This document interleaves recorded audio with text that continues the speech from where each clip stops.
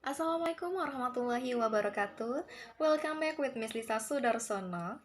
Dear student, welcome to the first session in the online tutorial. This week, you can learn about formal and informal language in English. The definitions, the simple definition of formal and informal language. Formal language is complex language, but informal language is casual and spontaneous language. Formal and informal language is two-way communication in our environment. You can find this topic in Module 1, which consists to learning activities.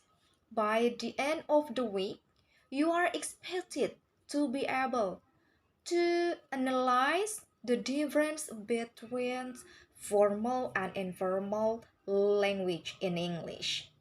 Please study the material and enrichment links below. Afterwards, please participate in discussion forum 1. Thank you very much. Good luck for you all. Wassalamualaikum warahmatullahi wabarakatuh.